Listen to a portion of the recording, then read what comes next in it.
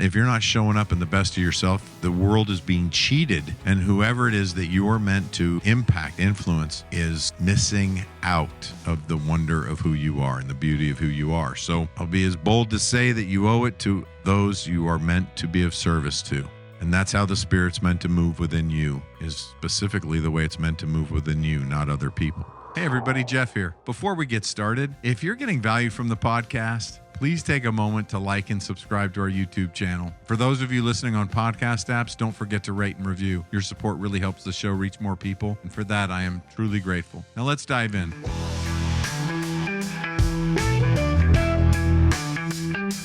Welcome to The Point with Jeff Spikes, the show about achieving goals, embracing growth, and finding your true path.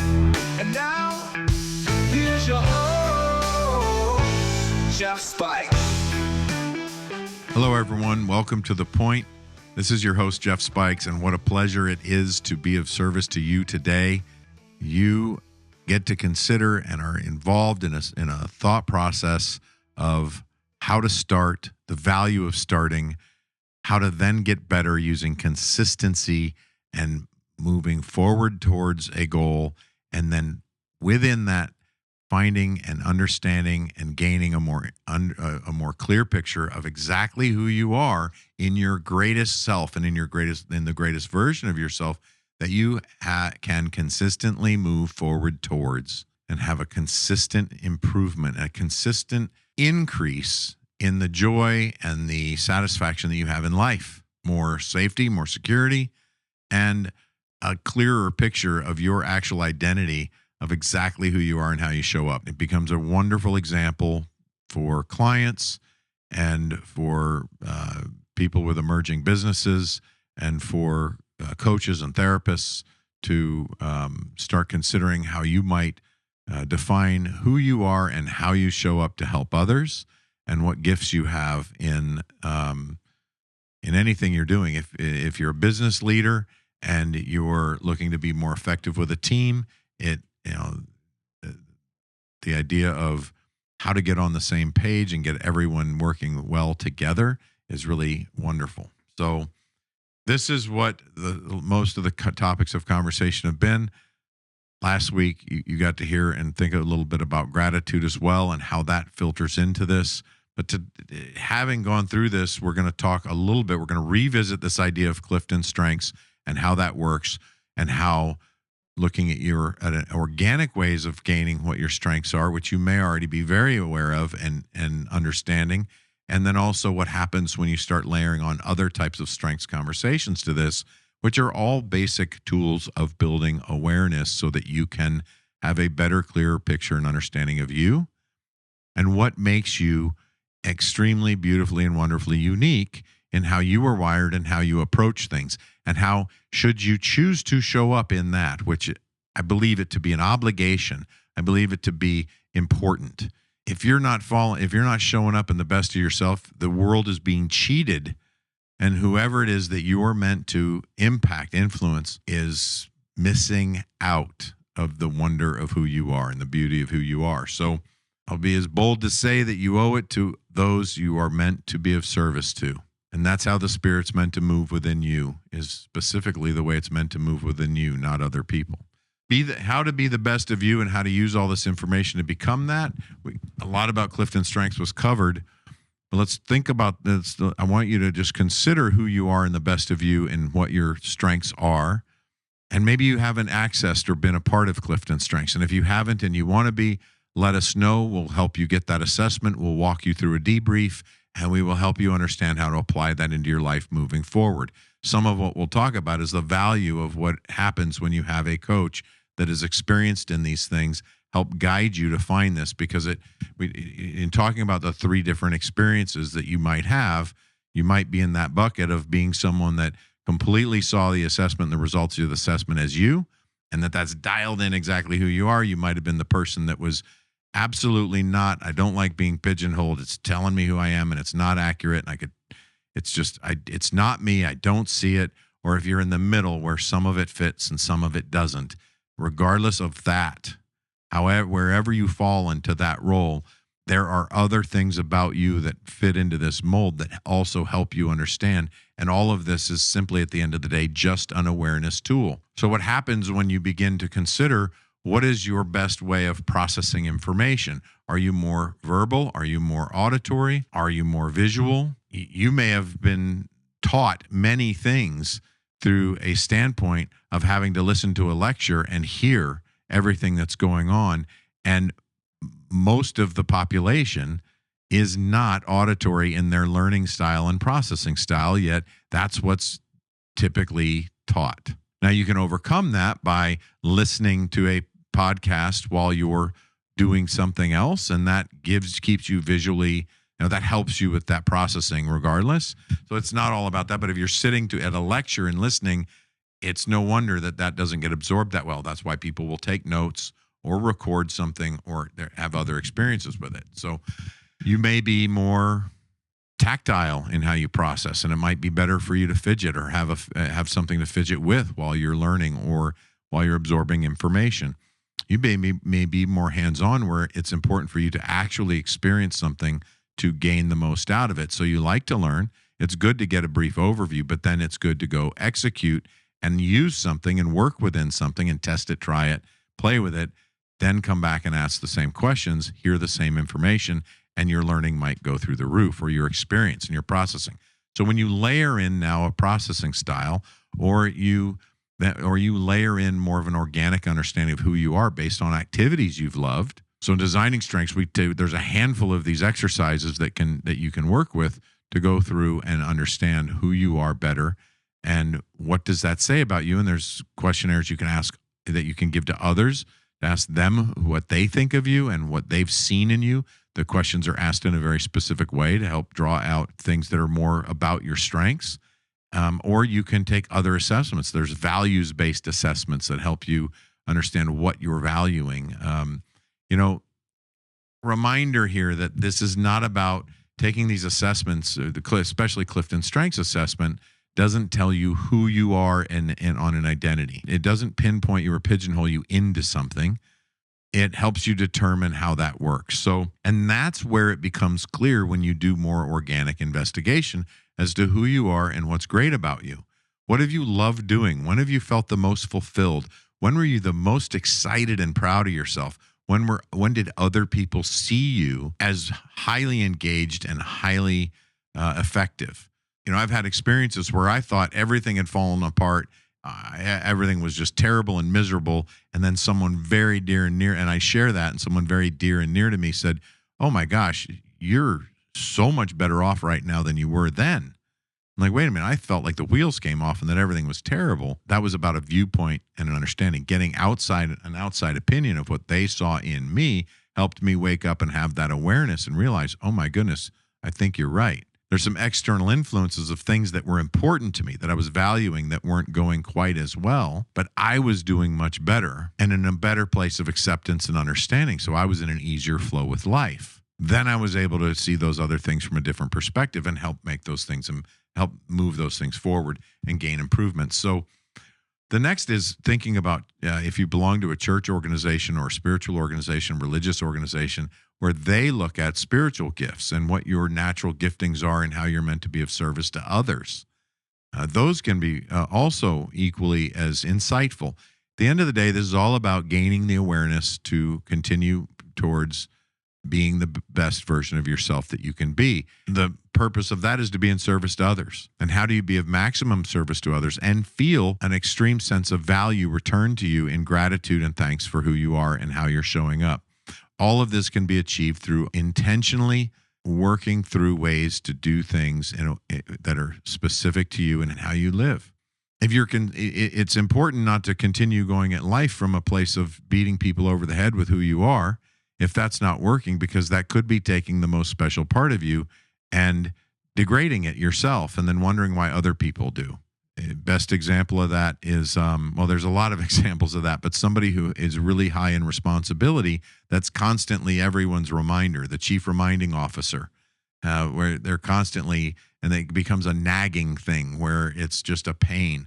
Well, if you feel responsible and you're going too far in that responsibility because that's actually a gift, You can tone it down and hold it back where it's hurting you, and then use that in a more effective way and start considering what other strengths you have that you could access through a sense of responsibility.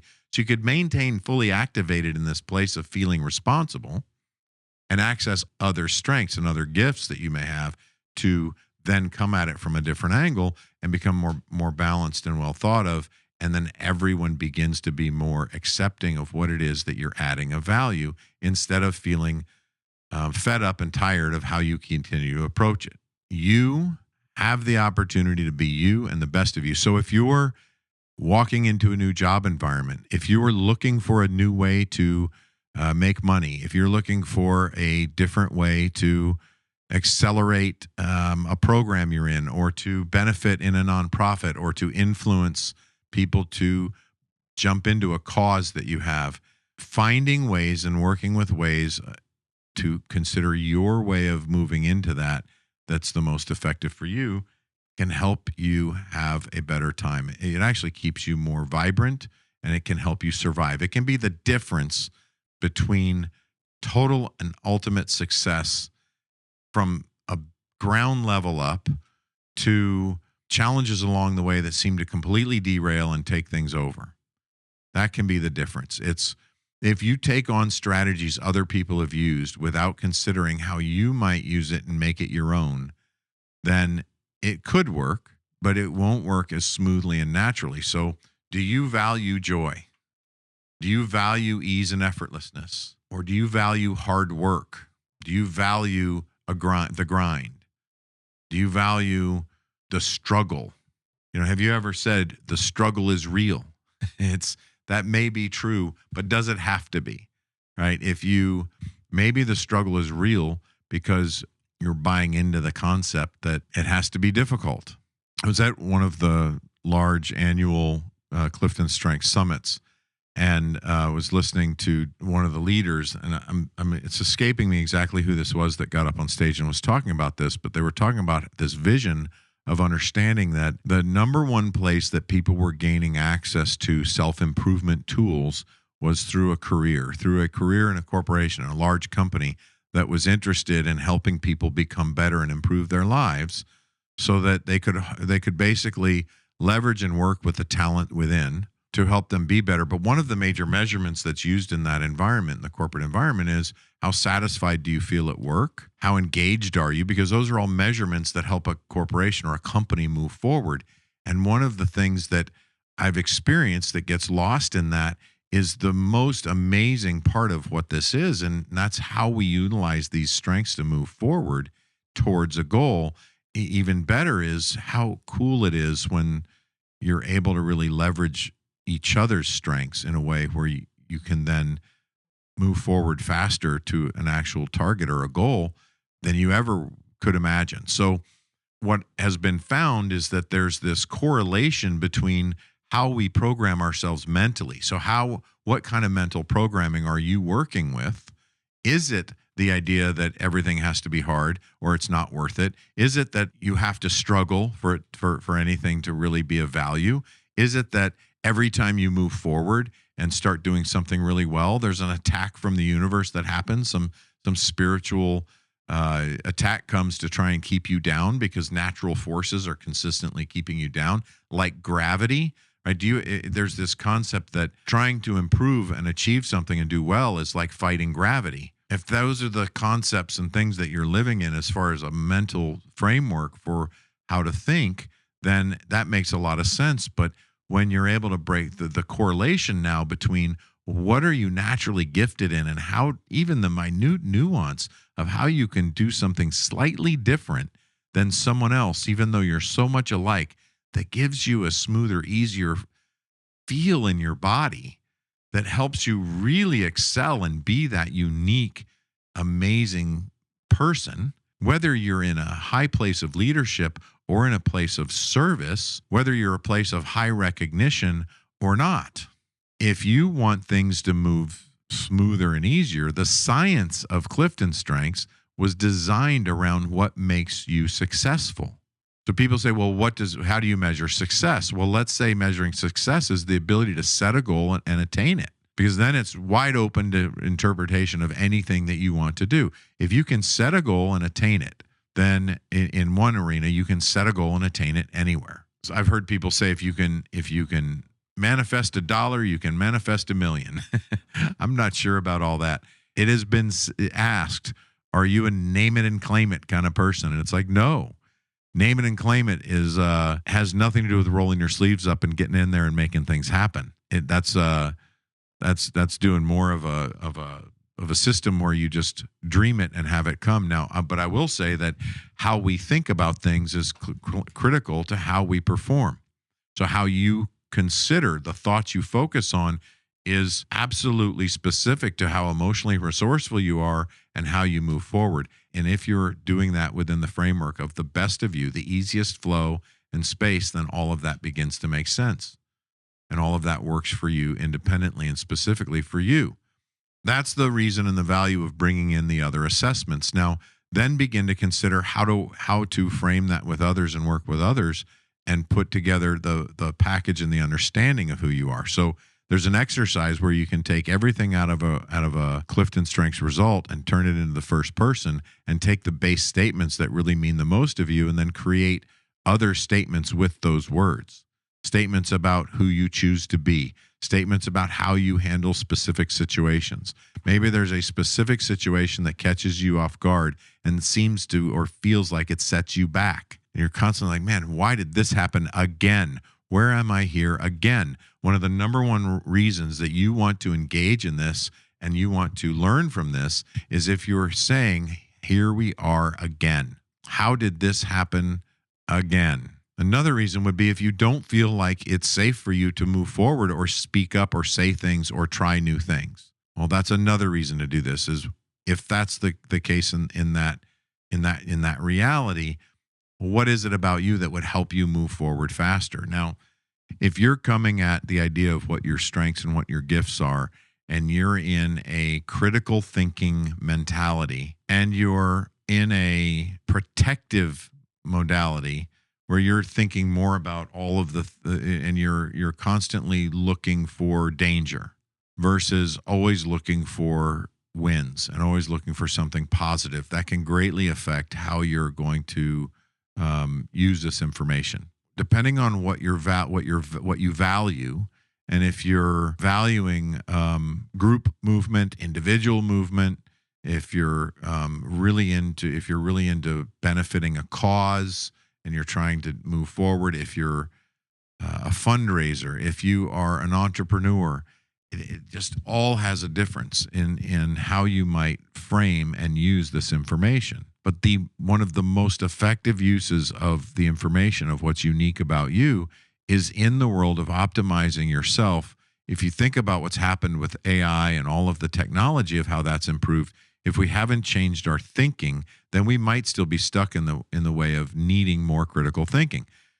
It's a common bit of feedback or questions that I get from the elders that I work with or hang around or that I listen to, and it's a common theme where people are asking, what can we do to improve our youth's ability to think critically? How do we improve critical thinking within our youth? And I'm not arguing or picking a fight over whether or not that's important or not, but I will tell you that with an upgraded new way of thinking, it's less important to be critical and more important to be to accentuate what is working and think on that. We've made more advancements in science by looking at what's working and continually trying new things to see if they work. Always a consistent idea, a space of ideation and considering new things. So if we stay in this old way of thinking that there's only one way to move forward, and that's to find everything that's critical and wrong and fix it, it's not going to continue to advance us. So what if we don't have to move forward by improving critical thinking? What if critical thinking can be given a job of what to watch out for? Like anytime that I get selfish, anytime I get discouraged or doubtful, my critical mind can be given a task to notice when things are happening that are debilitating or that might slow you down. If you can give your critical thinking a job like that, then now it's busy and it's active and it's looking for how you might damage your own way of moving forward. But more than anything, if you use the greater part of your mind to move forward and think about what are the behaviors you need to have to move forward. So you're walking into an event and you have you're going to meet a lot of people and you want to make an amazing first impression. You might stay on your toes if you stay critical about all the things you've ever done wrong and are consistently fearful about what you might mess up. You're sure to make those mistakes. So, but if you go in there thinking and imagining what it's going to be like to shake someone's hand or to give them, or to meet them and to have something kind or good to say, and you've prepared yourself and you're thinking forward and looked at how you interact in that way the best. And maybe that's because you brought a guest that helps you stay calm. Whatever it is, we could strategize all day long. You get to determine that for yourself. But not moving forward by giving people more critical thinking skills, but giving people more creative skills, more creative thought skills, more individual skills of what makes them real, what makes them truly authentic. Right? So if you can think in that realm, what if that's more important to improve? It does appear that that's the direction we're leading in. If it's true that we only use a very small percentage of our minds, what if that's because we're only using them for critical thinking? And we're believing that that's the number one skill that our minds have. But in the world of processing trauma and allowing our body to let go of things, it's that critical thinking, the frontal lobe, and it's the logic centers that keep us from processing emotion and moving forward, that keep us in a mold that keeps us from releasing and moving forward. So what if all of the answers to moving forward and making amazing gains in your life have to do with opening up that more of the parts of the mind that work? And that is all about thinking positively and looking for what is working and focusing on what is good, right, and true. The more we think on those things and how to increase those things, the further we're going to go. So the science of strengths was not only ahead of its time in 1950 when Clifton decided that he was going to study what was most amazing about people and what was most amazing, or what made the successful people be successful. It was way far ahead of its time because now we're noticing and we're realizing that in order to use more of our mind, in order to be more effective with how our mind works, it's to unleash a different sense of creativity and unleash a different sense of imagination. So you might have been taught most of your life to stop daydreaming and stop imagining, but look at the people who have been able to imagine big, amazing things and how that's driven science. Focusing on what's most amazing about you, opening your mind to new ways of thinking and to changing the programming that you've been given based on what you've been taught, leans into the idea that you were born limitless and taught limitation, and can help you return to the nature and the natural sense of who you are meant to be, so that you can work on impacting what you're designed to impact in the most effective way. And you can listen for the answers and access based on more of an intuitive notion than a logic notion. So improving the sense of our intuition is improving the greater part of our mind, and critical thinking takes a back seat. So major shift. No one is the same. 1 in 1.33 million are the same based on CliftonStrengths. But even then, if you have the same top 5, there's 34 more strengths, or 29 more strengths to consider. So to have all 34 in the same order, then now we're talking about so independently unique. And that's just one science proving and demonstrating that you're unique.